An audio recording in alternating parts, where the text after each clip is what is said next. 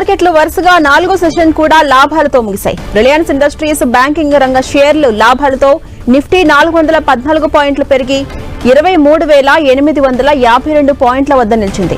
సెన్సెక్స్ 1,509 పాయింట్లు పెరిగి 78,553 పాయింట్ల దగ్గర నిలిచింది. మరోవైపు నిఫ్టీ గత 4 ఏళ్లలో అత్యంత లాభపడిన వారంగా ఈ వారం నిలిచింది.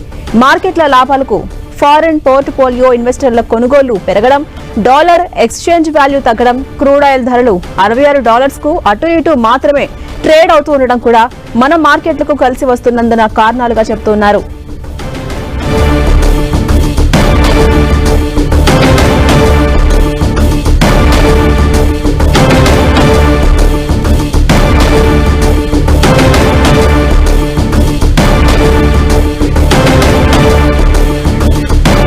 మనం చూస్తున్నాం స్టాక్ మార్కెట్లు వరుసగా 4వ సెషన్ కూడా లాభాలతో ముగిశాయి.